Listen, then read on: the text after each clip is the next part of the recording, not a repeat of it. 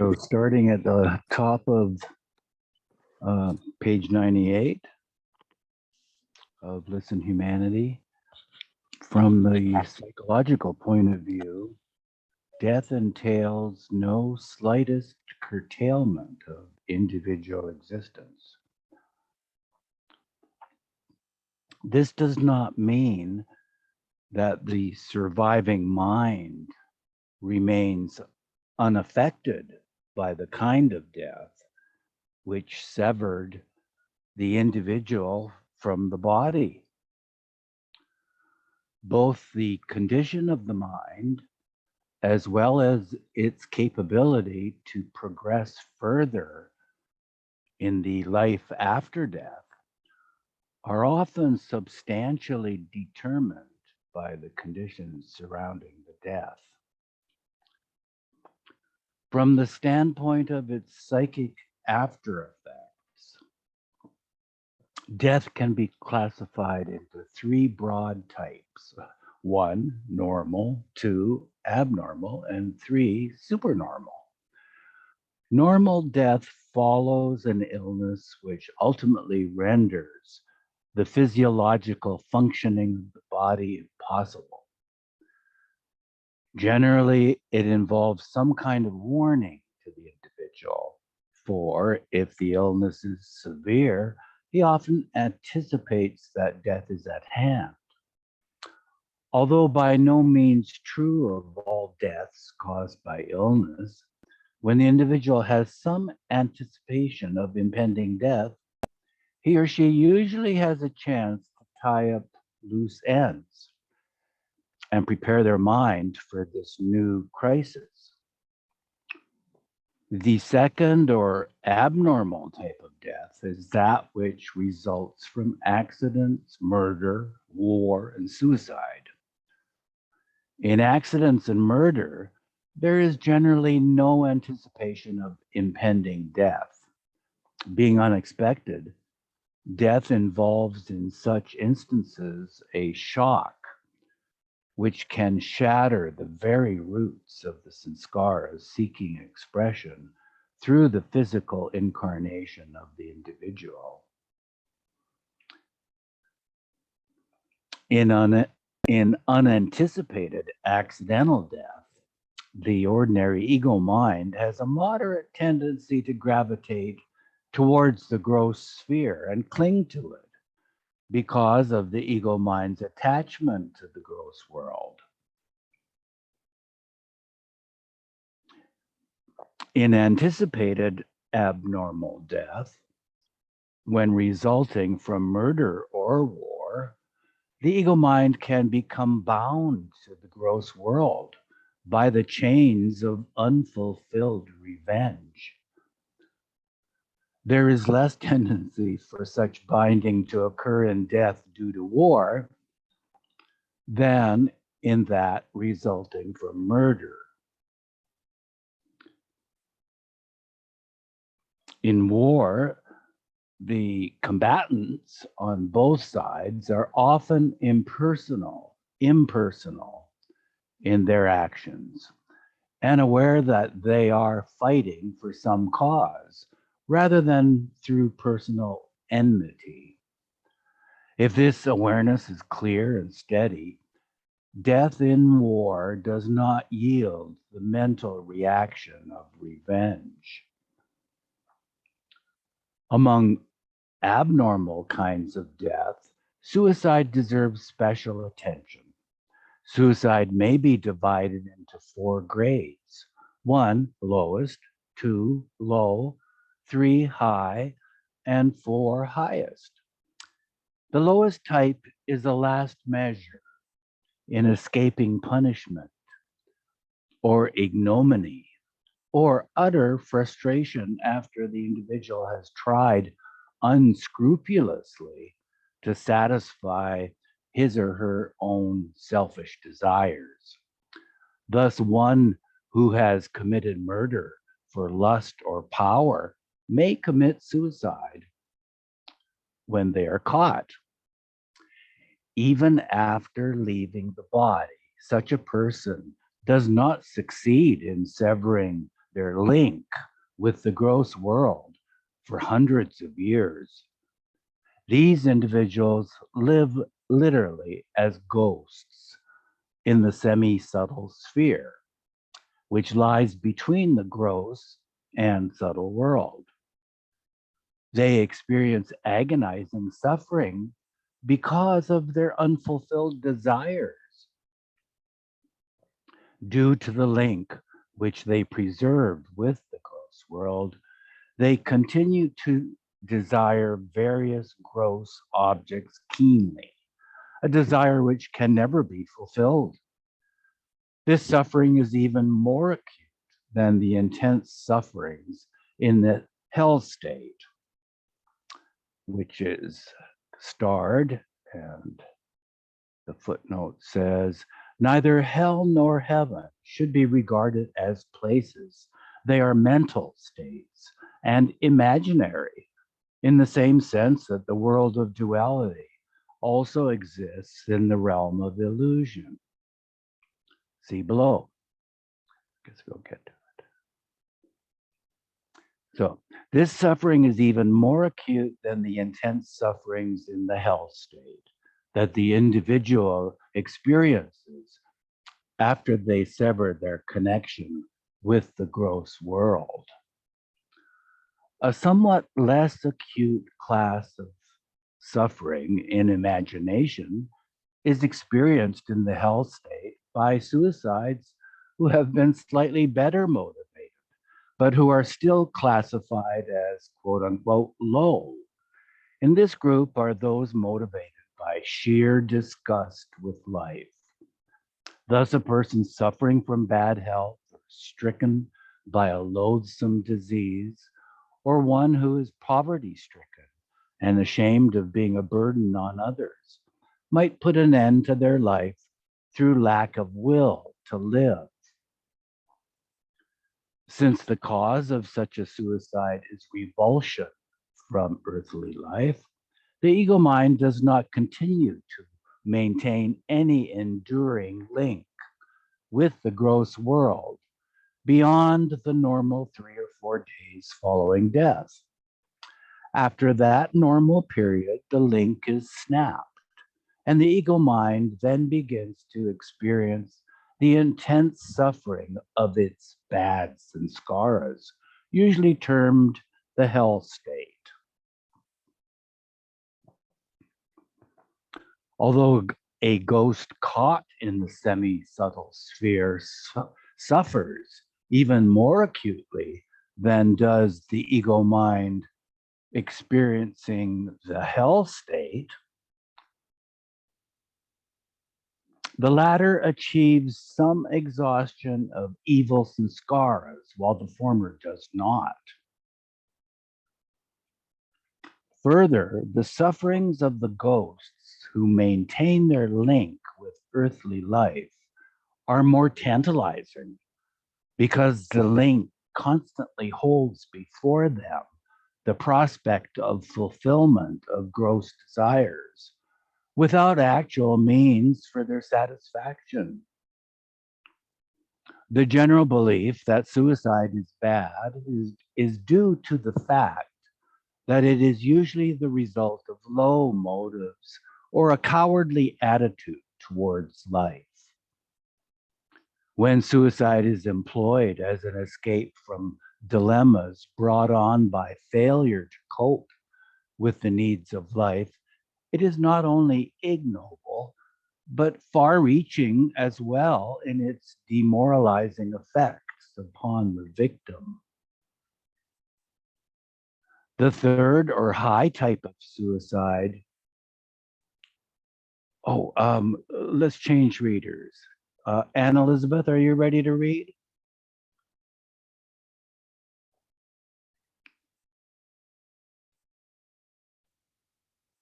I guess she's not at her machine. Marion. Can you shift the writing a little bit to the left of the screen as it's a little cut off on my right?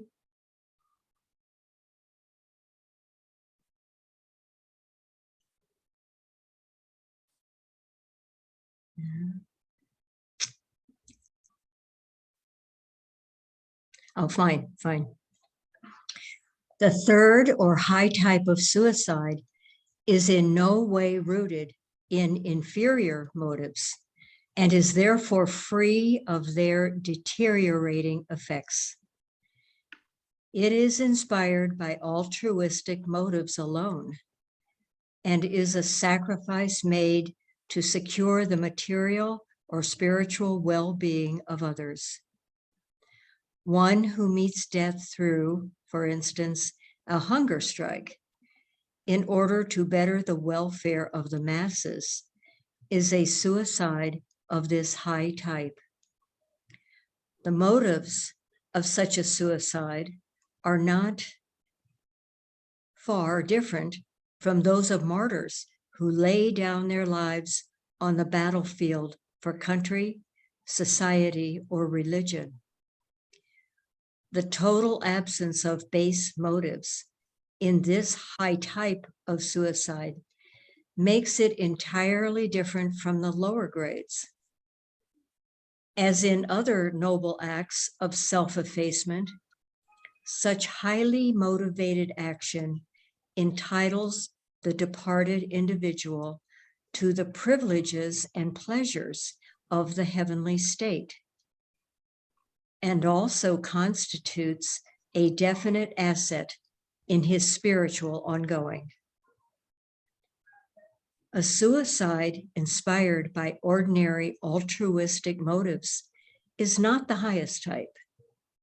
The fourth or highest class results from intense desire to see God or to unite with him. This is an extremely rare occurrence. In most cases in which suicide is believed to have been committed for the sake of God, there is an admixture of other motivating factors, such as dissatisfaction with the conditions of earthly life. If and when suicide is embraced purely for the sake of attaining God, it can have the effect of achieving liberation or mukti.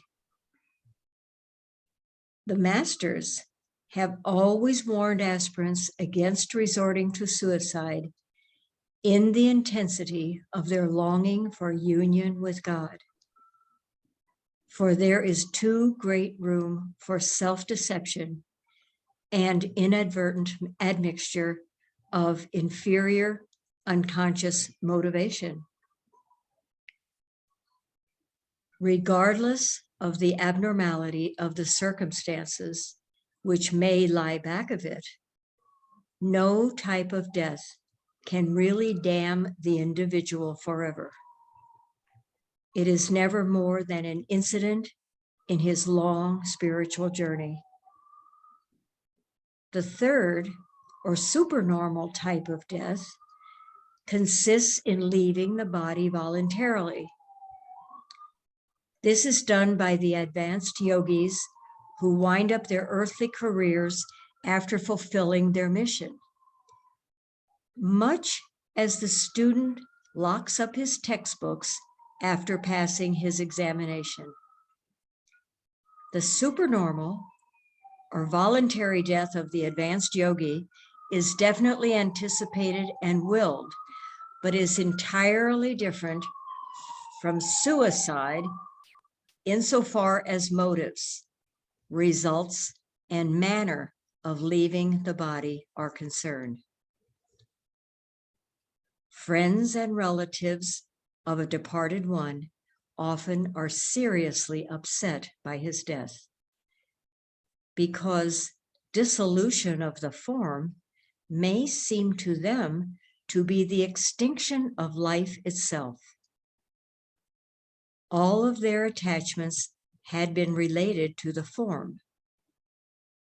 It was because of the form that they had contact with the soul, and it was through the form that their various physical and emotional needs were fulfilled. The disappearance of the body that had acted as the vehicle of the soul is therefore often interpreted by them as the annihilation of the individual himself. From the purely physical point of view, death does not involve annihilation of even the body. But physiologically, it has become unfit to be the continued dwelling place of the spirit, and has therefore lost all importance.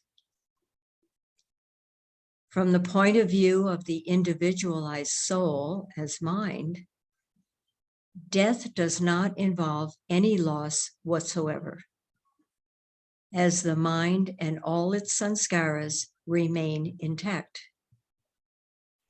The individual, in essence, is thus in no way different. He has only cast off his external coat. Nevertheless, this severance from the physical body is fraught with two important consequences.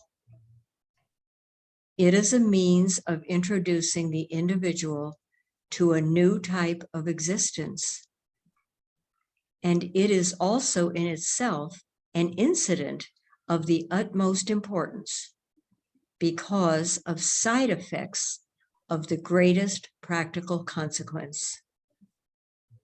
When others die, the individual loses only one or at most a few friends who have played an important role in his earthly existence.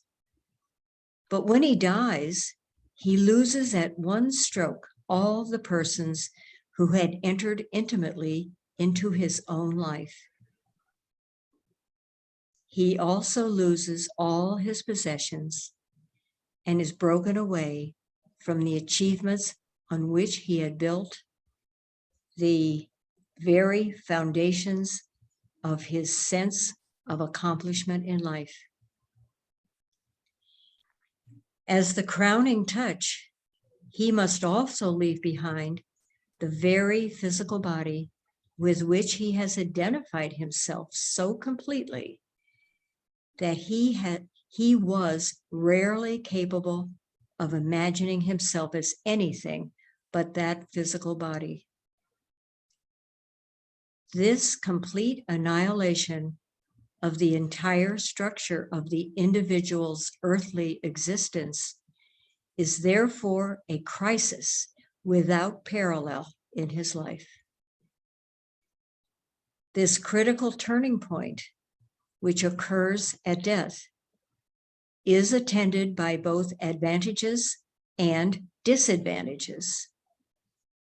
The greatest disadvantage lies in the fact that the individual must leave incomplete all the undertakings of his earthly life.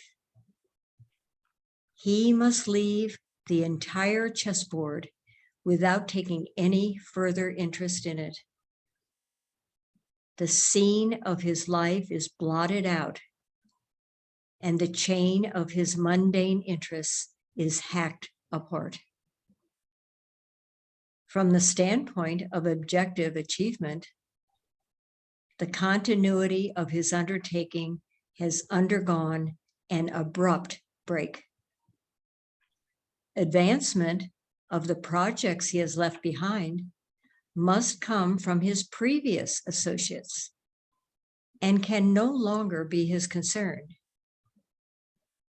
It is rare for the individual to be drawn back through a sanskaric linking to the identical task which he had begun in a past incarnation, to develop it on from the point where his successors had left it. Thank you, Marianne. Elizabeth, you back at your iPad?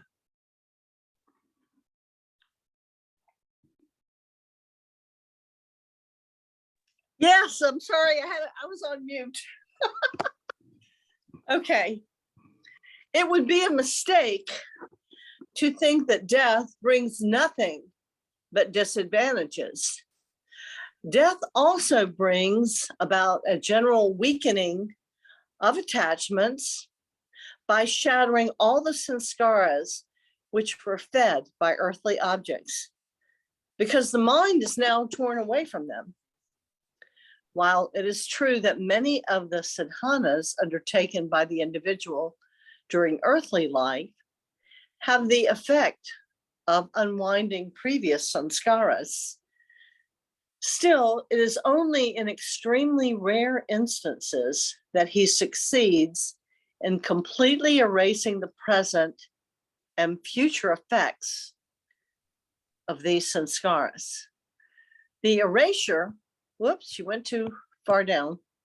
The erasure is effected within certain well-defined limits by the sudden transplanting of the individual that occurs at death. If the lessons inherent in a single death were to be thoroughly assimilated by the individual, he would benefit by the equivalent of several lifetimes of patient spiritual effort. Unfortunately, this does not happen in most cases, because after death, the individual usually tries to revive his accumulated sanskaras.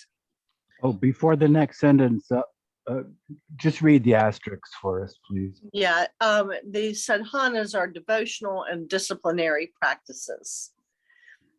And returning to the paragraph, through these revised sanskaras, he recaptures the experiences through which he has already lived.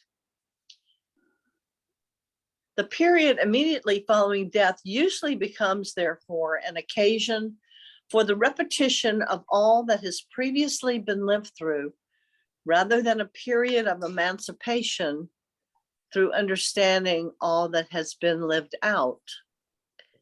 Regardless of these shortcomings, death does give a severe shaking to the tree of sanskaras, root, trunk, and branch. And this impels the mind to revise its attitude towards the objective universe. Death also facilitates a certain amount of disentanglement from the attractive world of form. The individual is never able to go back to Earth without some modification of his approach to life. Life in a new physical body must conform to lines determined by the individual's sanskaras. Thus, there is often a close resemblance to the past life on Earth, but it is not a literal repetition of the past. It is a new experiment. This readjustment of outlook, which is facilitated by the abrupt reorientation involved in death, is particularly helpful when it occurs after spiritual aspiration has been awakened in the individual. In such cases, the loosening of all attachment, which occurs at death, is very conducive to the further flowering of spiritual aspiration. The aspirant now has a chance, under fresh circumstances, to remodel the entire pattern of his life in line with his spiritual aspirations. Because of these special opportunities with which death offers, the aspirant does not regret his own death. For him, death is not a cloud without its silver lining. The perfect master, Jalaluddin Rumi, has said that he always progressed through frequent deaths. But this cannot justify anyone, and even less a spiritual aspirant, in seeking death for its own sake. To seek death in this manner is to put a false premium upon it.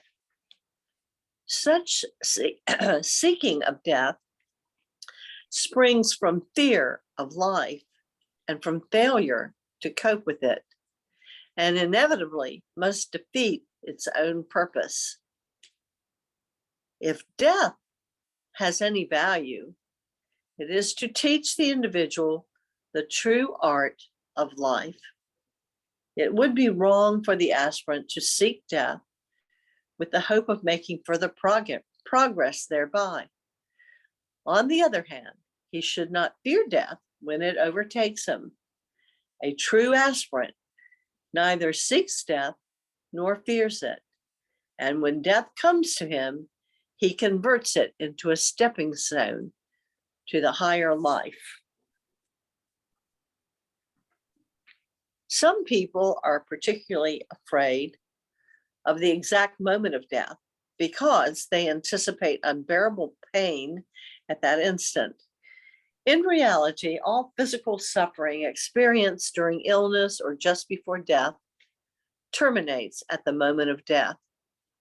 The process of the actual dropping of the body is quite painless, contrary to the superstition that a person experiences indescribable agonies in death. However, the severing of the individual's emotional entanglement in the gross world is not found to be easy. The various religious rites observed after a death have primarily the purpose of helping the departing individual disentangle himself from these ties. For instance, the repetition of the name of God or of scriptures, often practiced after the death of a person, has a wholesome effect both on those who have been left behind as well as on the one who has passed away, because they help to free both parties of their mutual samskaric attachment to form. On the other hand, the lamentation and wailing that is often observed has a degrading and depressing effect, both on those left behind as well as the person who has passed away, for it tends to strengthen mutual attachment to form. The thought or wish the dying individual holds at the moment of death has special importance in determining his future destiny. If the last thought is of God or the Master, the individual achieves liberation. It is quite common for an individual not to have any specific thought at the moment of death. Even if he has had thoughts or wishes before death, he will tend to forget them at the time of death. At that moment, some people hope they may not return to earthly life, but they are not exempted from rebirth by mere wishing. They are reborn, but exhibit a pronounced disgust for life and tend to lead the lives of ascetics or recluses. If the good and evil sanskaras of the individual are almost balanced at the time of death, he may take on a new physical body almost immediately. He may even enter a new incarnation as early as the 4th day after death. In such urgent cases of read the asterisk that referred to good sanskaras. Okay, can I finish reading the sentence? Read the asterisk first, please, Elizabeth, and then go back to the sentence. Okay, good Thanks so action much. leaves sanskaric residues in the individual's subconscious as surely as do bad actions. Therefore, the individual may be bound just as surely by the golden chains forged by good actions as by the iron chains of the bad actions. If the good and evil sanskaras of the individual are almost balanced at the time of death, he may take on a new physical body almost immediately. He may even enter a new incarnation as early as the 4th day after death. In such urgent cases of rebirth, the individual can enliven a ready fetus anytime between the 6th and 7th month of embryological development. It is important to note that both father and mother give only prana, or vital energy, to the fetus. In addition to receiving prana, it must be enlivened by some individualized soul. Ordinarily, this takes place during the latter stages of embryological development. Thanks, Elizabeth. I'll take another turn. When the individual is ready for reincarnation, they are automatically drawn to their future parents by sanskaric links. The parents act as a magnet due to their previous connections with the reincarnating individual. Occasionally, the strongest sanskaric or karmic link which the reincarnating individual has with incarnate individuals is not with the parents, but with a brother or sister. It is this link then that determines the family in which they take birth. In times of emergency, as in wars or epidemics, when thousands of individuals may seek immediate reincarnation, it is not always possible for all to be born into families having strong previous links with them. But if the sanskaric status of the individual is precipitating them toward incarnation, their taking on of the body is not postponed merely because parents are not available to provide a suitable previous link. It is possible through the intervention of the masters to make infinite adjustments through mutual exchanges. Death is like throwing away clothes which have become useless through wear and tear. Just as a traveler may stop at different places and at each halt may change clothes according to their needs, so the individual goes on changing their bodies according to the needs of their sanskaras. Death may also be compared to sleep. When someone goes to sleep, they wake up in the same physical body. When they drop their physical body at death, they wake up in another physical body. For most persons, the period between death and birth is one of absorption in subjectivity. As mentioned before, after death, the ego mind of the individual normally retains its tie with the remnants of the physical body for 3 or 4 days.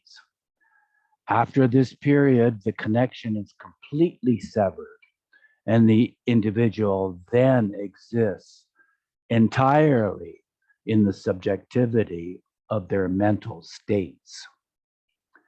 This subjective phase is brought about by the resurrection of all the sanskaras, which the ego mind has brought along with it after death.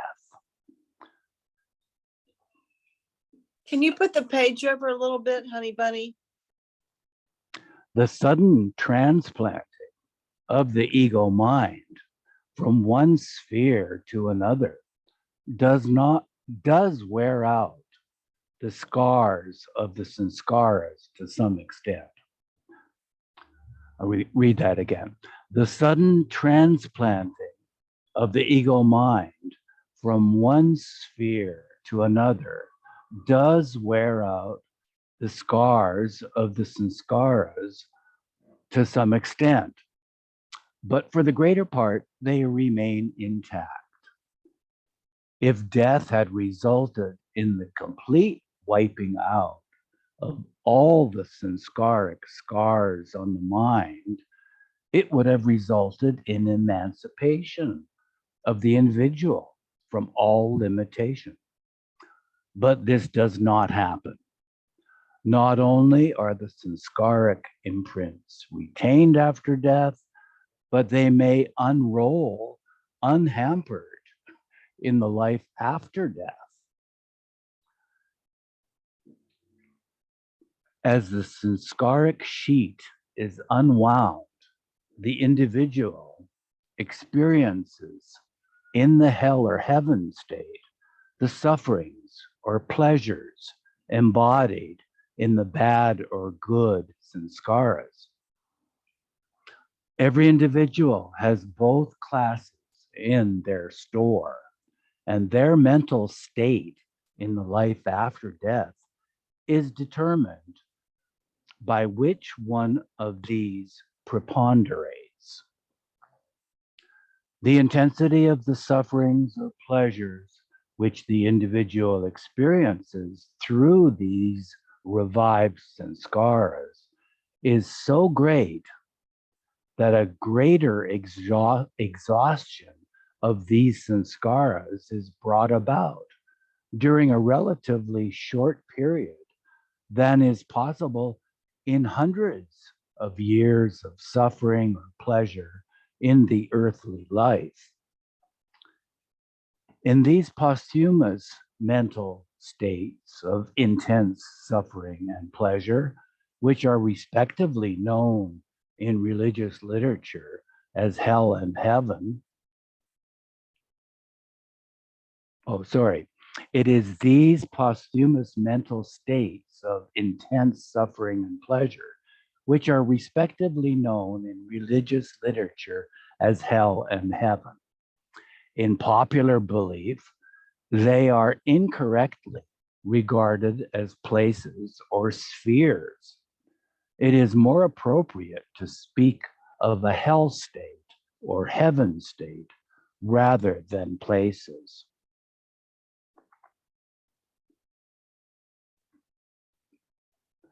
When there is a preponderance of evil sanskaras at death, the individual gradually exhausts the bad sanskaras through suffering in the hell state.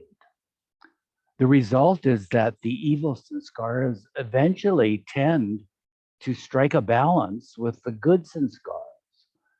It is as if a huge block of ice were placed on one pan of a balance, causing it to sink because of its excess over a smaller weight contained on the counterbalance pan.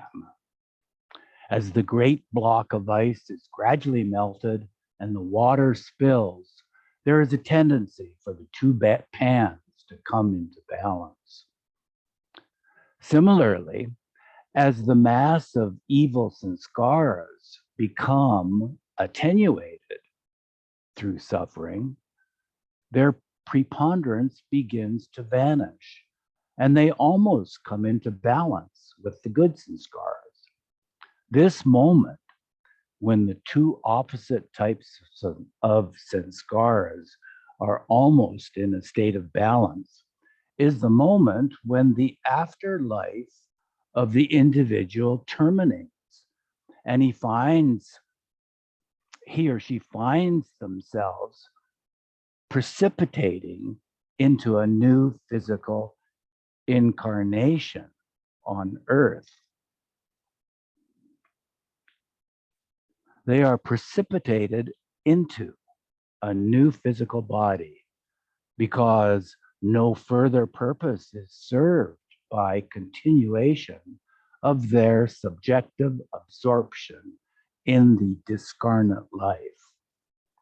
They are ripe to accumulate fresh experiences in another gross body.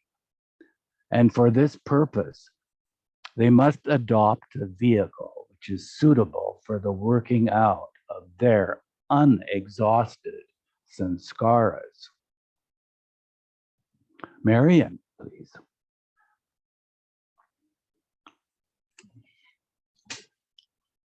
If the individual soul has been exhausting an excess of evil sanskaras and has therefore been undergoing a hell state, he may jump into a new incarnation in which good sanskaras tend to dominate.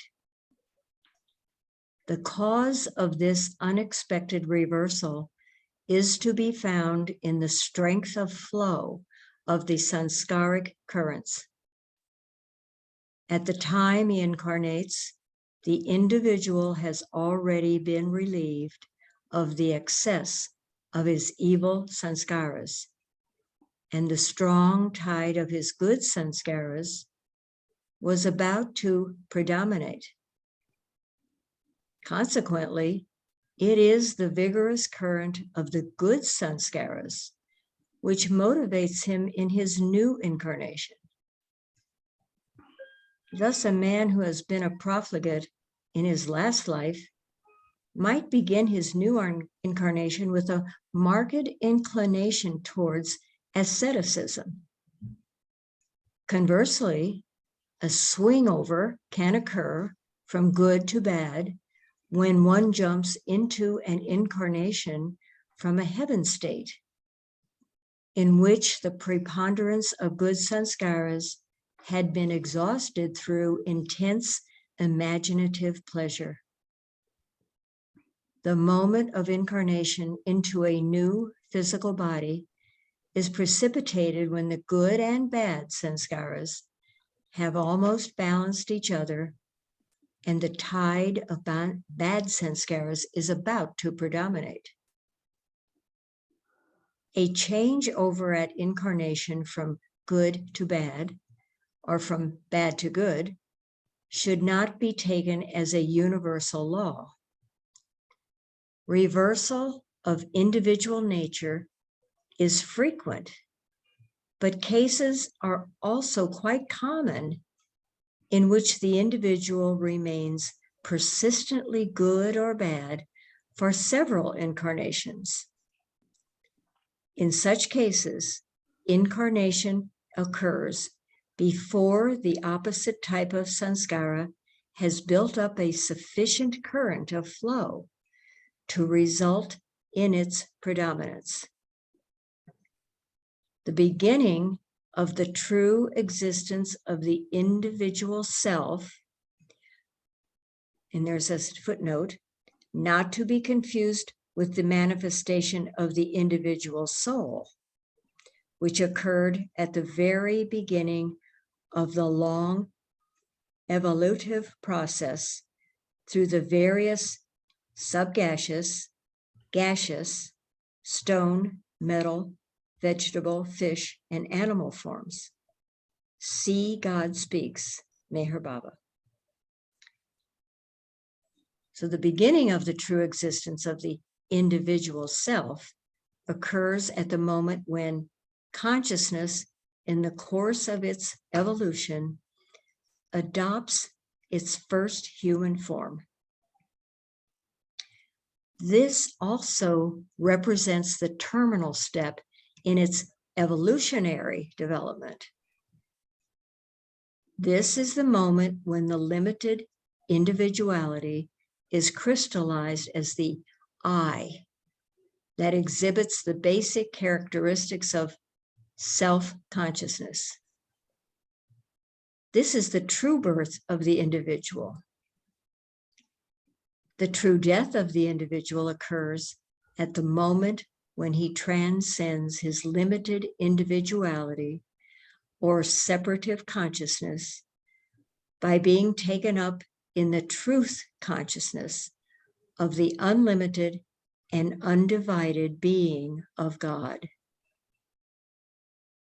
The true death of the individual consists in the complete disappearance of the limiting ego mind that has created the sanskaric veil of ignorance. True death is a far more difficult process than physical death. But when it occurs through the grace of the Master, it takes no longer than the twinkling of an eye. This dissolution of the ego mind and the freeing of the soul from the illusion of separative, limited individuality are known as liberation. The sanskara-ridden ego mind can never attain any real poise. It vacillates in constant rhythm to the alternating dominant sanskaras. Consciousness can attain true poise only when the ego mind, with all its attendant sanskaras, terminates.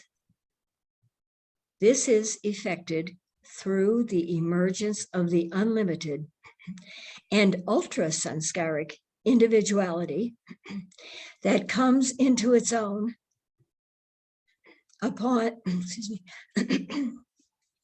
upon the inheriting of consciousness. I'm fading out. Take a sip of something, Marion. I don't have it. I don't have anything here. Okay, I got it. Oh gosh. This is effected through the emergence of the unlimited and ultra-sanskaric individuality that comes into its own upon the inheriting of consciousness, eternal existence, which is true immortality. The infinite poise of consciousness in realization should not be confused with the semblance of sanskaric equilibration that is approached by the limited ego mind in discarnate life in the hell or heaven state. Such ineffable poise is unapproachable by the full consciousness in man as long as it remains clouded by the slightest traces of the limiting ego mind.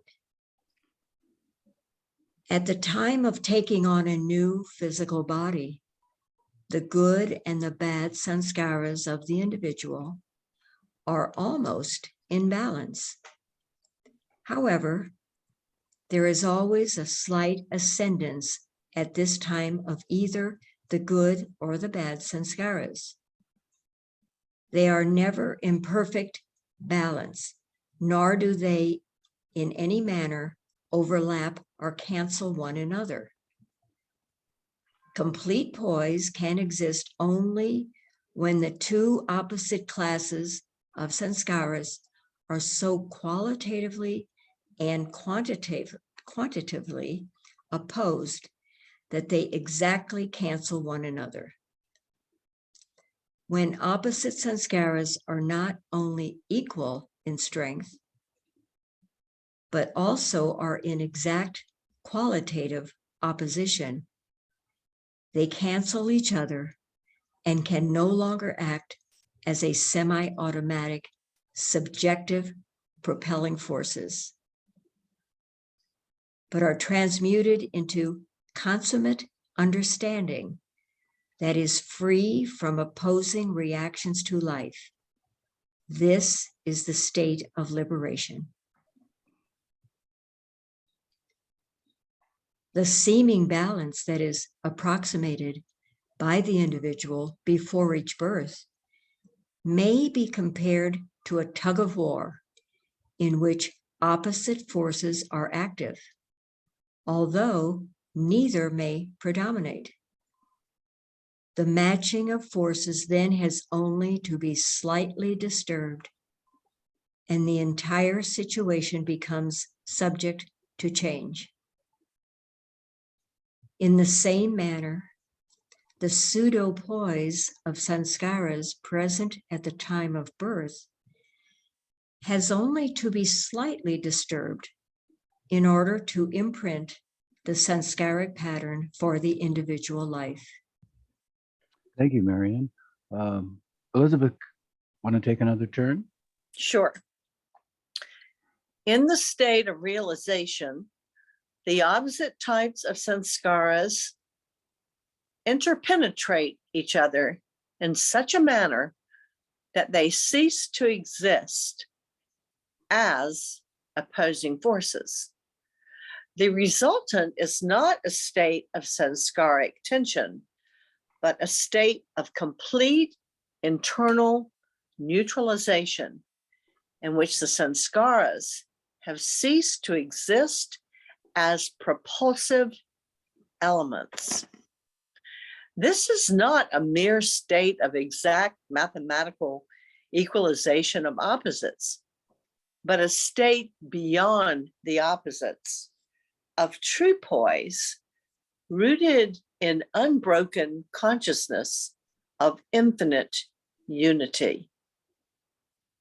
During the entire long period preceding realization, the mind acts in each single circumstance according to the dictates of the preponderant sanskaras. As in a tug of war, there is movement in the direction of greater pull, but that motion represents only a small portion, only a small proportion of the total energy spent. For most of it was used up in the opposition of forces. In realization, there is an entire disappearance or cancellation of the sanskaras, such as would occur in a tug of war when the opposing parties finish the game and stop pulling in opposing directions. On the other hand, in near equalization of sanskaric tension, there is only a temporary arrest of express activity.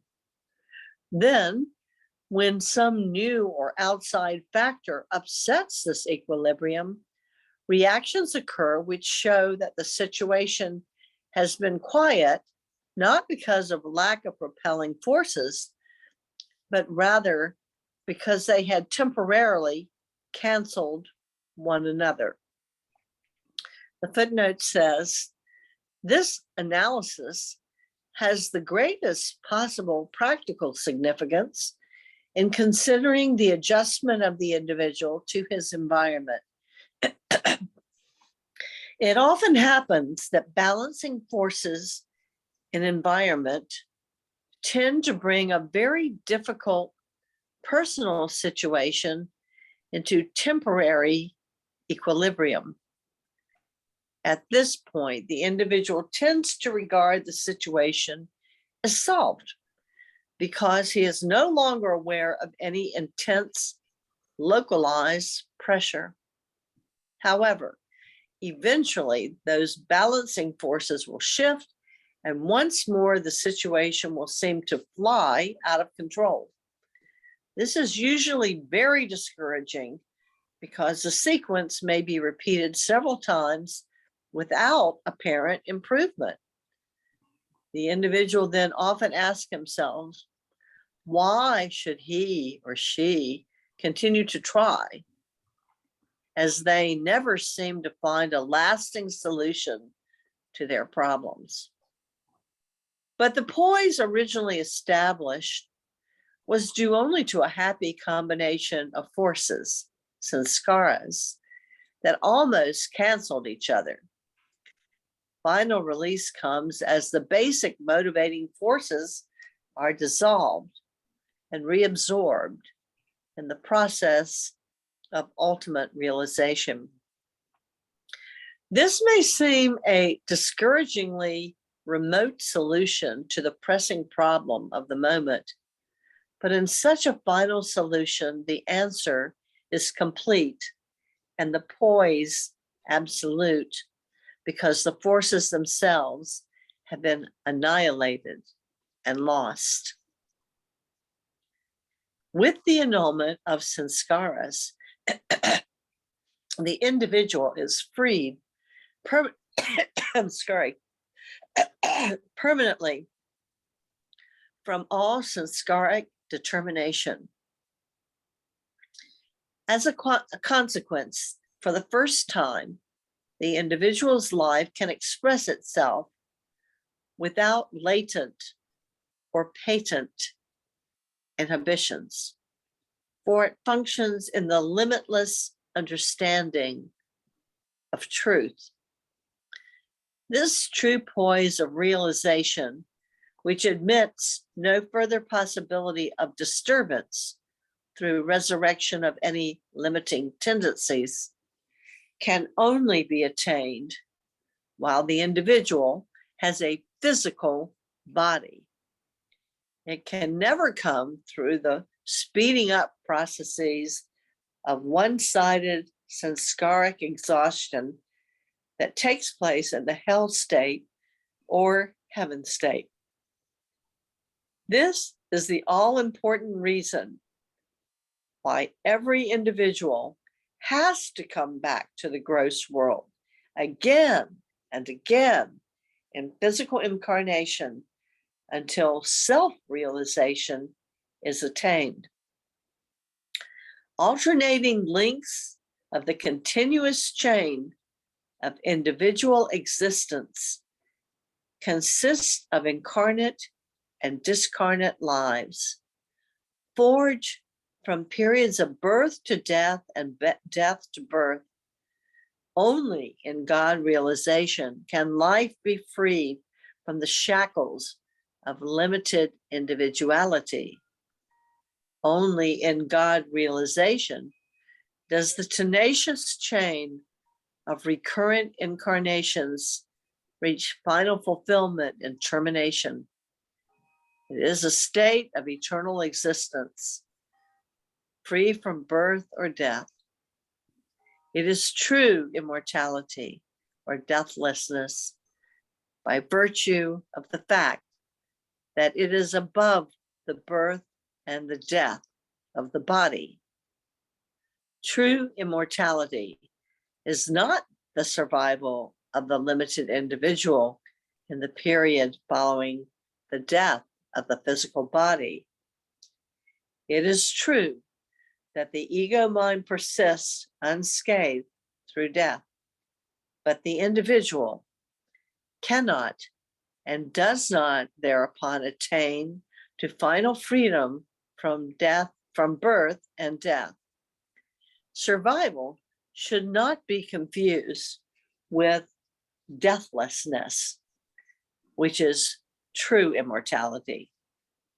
The chain of alternating incarnate and discarnate life is only a survival of consciousness plus ignorance, and ignorance makes true life impossible. Life in ignorance is the very negation of existence in truth. It is so basic a curtailment of true existence that when judged by the standards of true existence in eternity, it had best be termed a continuous death. Only in realization is consciousness emancipated from the tyranny of this continuous death, which nullifies the true life in eternity. And only in liberation can consciousness arrive at that true immortality which lies beyond all curtailment and obscurity.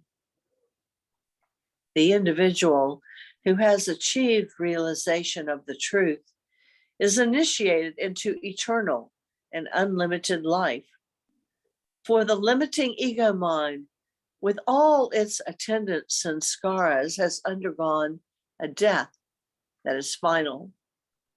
In this process, the limited individuality is shed, and the soul is invested with unlimited divine individuality. This may be termed a journey of the soul, but it is by no means the first journey. Shall I keep going? Yes, please. The first journey consisted in the evolving of consciousness through the evolutionary process, starting in the most rudimentary subgaseous forms, and ending in the attainment of full consciousness in the human form. This journey extends from the initial attainment of consciousness by the individual soul to birth of the limited human individuality in which full consciousness has been achieved, but a consciousness still clouded and ridden with sanskaras. The second journey of the soul consists in the involution of the now fully evolved consciousness through the removal of clouds of sanskaras.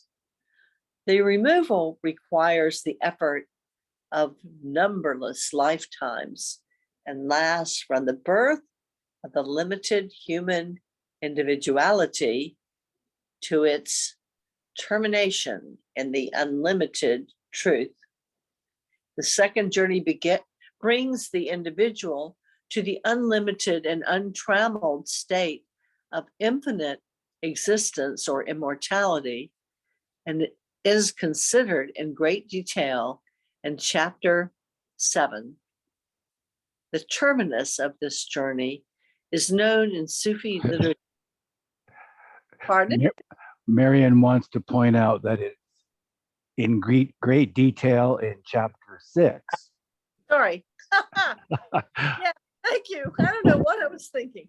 Let me read that sentence again. I'm sorry. The second journey brings the individual to the unlimited and untrammeled state of infinite existence or immortality and is considered in great detail in chapter 6. The terminus of this journey is known in Sufi literature as Fanafillah, the final annihilation of the limited ego in the conscious state of God. Thanks, Elizabeth. I'll take a turn.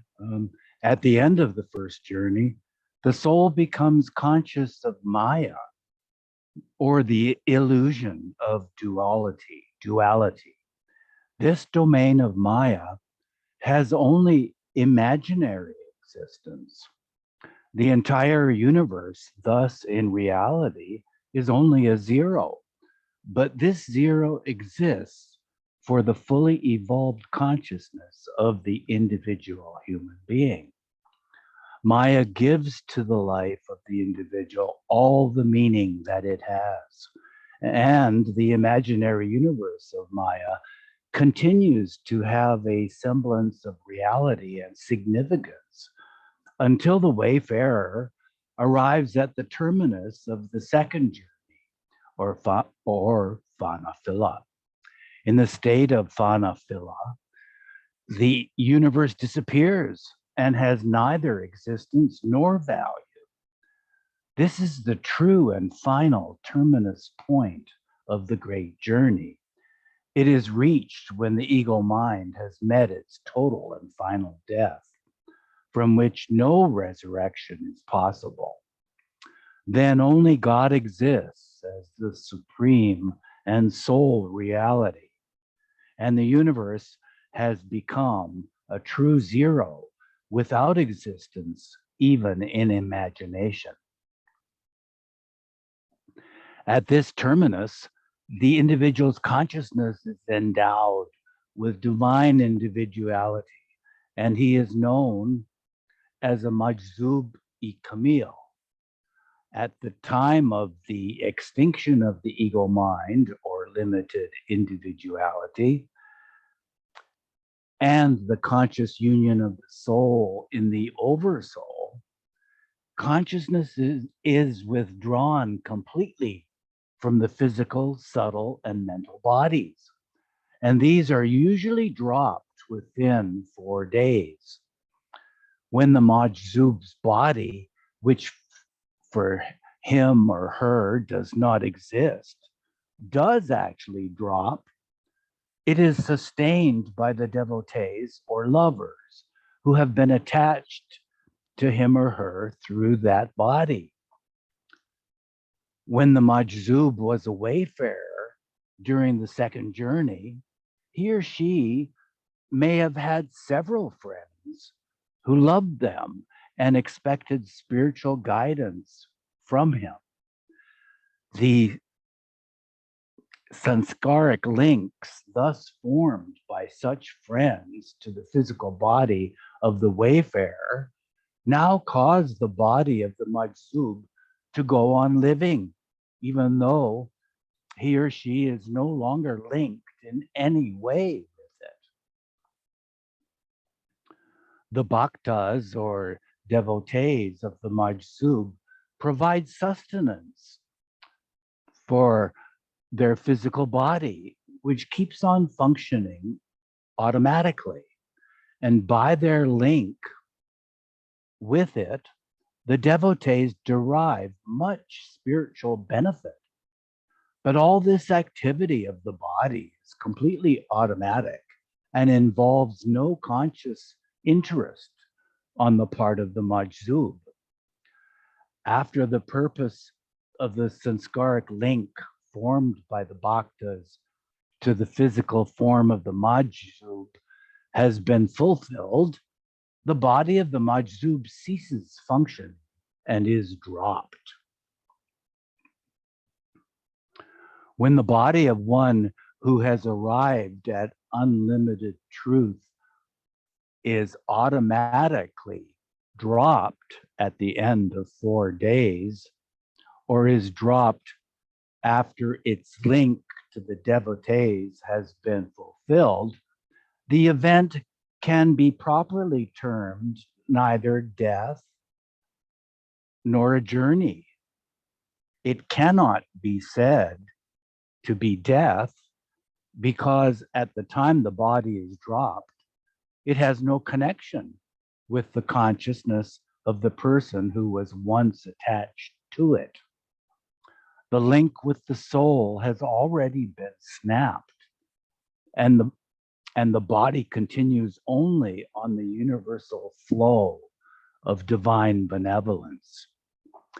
Death is a severance of the connection between consciousness and the physical body. And since in the 2 cases just described, the body retains no connection with consciousness, they are not properly cases of death. Marion, could you unmute and continue for us?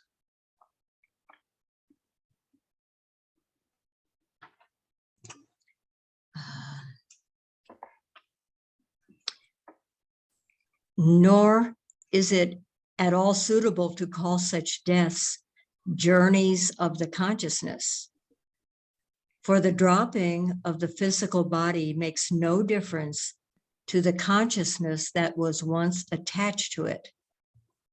With or without the body, consciousness remains what it had become upon the complete vanishing of separative individuality, abidingly illumined and infinitely absorbed in truth.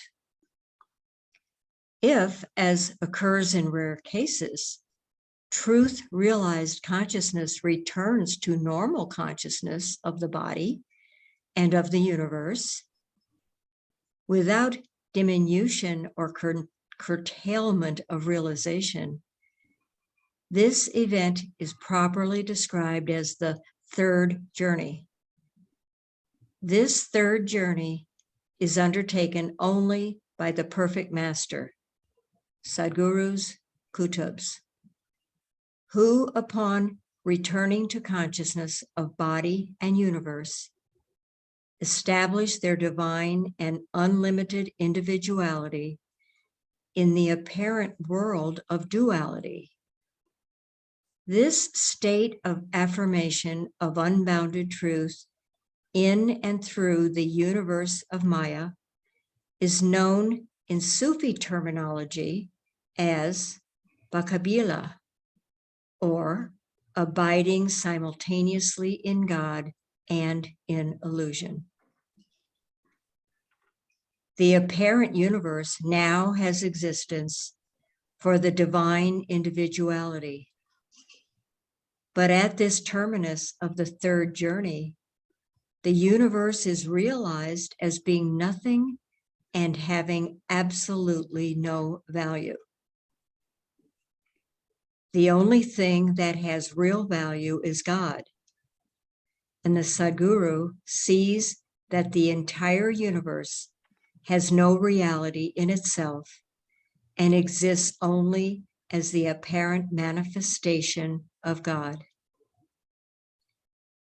If zeros are placed after the number 1, for instance, 1, 0, 0, 0, 0, 0, each zero assumes value, not because it has value in itself, but because it is placed after the number 1.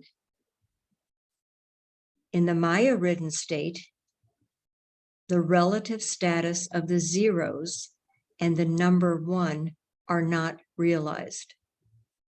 The two are confused together so that the zeros, which constitute the physical universe, are taken to have both existence and value in themselves.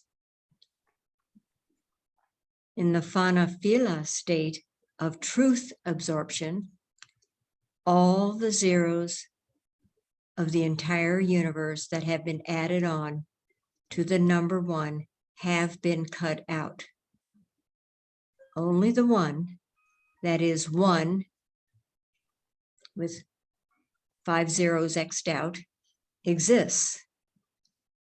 In the Baka, or Sadguru state of truth affirmation in the universe, all the zeros of the universe reappear, but they are placed from a mathematical standpoint before the number 1. For instance, 0, 0, 0, 0, 0, 1. In this manner of reinstatement, the zeros have existence, but no value, regardless of how many there are. In this last case, any increase in the number of zeros neither adds numerical value nor alters in any way the value of the number 1. The value neither increases nor decreases. Thanks, Marion. Elizabeth, would you like to finish for us? Sure. A perfect master can perform any miracle. This does not involve any breaking of the law, because he is beyond the domain of Maya and its laws. Among those who enjoy the Sadguru state, the avatar has unique consciousness. The Sadguru experiences the state of I am God and God is everything, while the avatar experiences the state of I am God and I am everything. Man as God, that is Sadguru, sees God in everything, but God as man, that is avatar, sees what God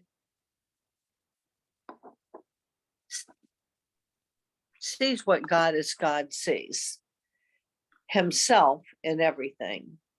In fact, the avatar not only sees himself in everything, but sees himself as everything, not only as being in the many, but as being the many in exactly the same manner that he is the one.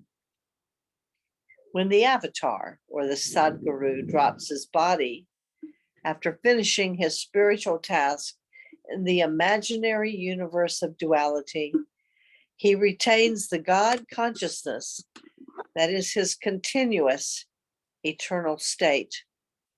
The fourth and last journey of the avatar and perfect masters is the same as the second journey of the Majzub-e-Kamil. Their unlimited individualities suffer no extinction in spite of the fact that they are now removed entirely beyond the world of forms. Their individualities persist because their divine unlimited consciousness abidingly remains as the very inalienable nature of the soul, which requires no form for its locus standi. Sanskaras, or the sanskaric ego mind, can subsist only by attaching itself to some form, but no expressive medium of form is in any way necessary for the existence of divine consciousness. This, the very nature of the soul, is self-sustained. The dropping of the physical body by the avatar or by the Sadguru is not death, for even when he uses the body, he is in no way attached to it and has no sanskaric link with it. Nor does the dropping of the body in these instances involve the usual survival of a limited individuality or ego mind, for these are simply non-existent in the Sadguru and the avatar. Their dropping of the body also differs from the death of advanced yogis who may voluntarily drop their physical bodies after completing their work. The advanced yogis cannot discard their ego mind or limited individuality, which clings fast to them even after severance of their connections with the physical body. But the Majubi Camille, the Sadguru, and the Avatar embark upon a unique and direct journey to the unbounded and indivisible ocean of divinity. Thanks, Elizabeth. So next week we'll start on top page 116. Is that a new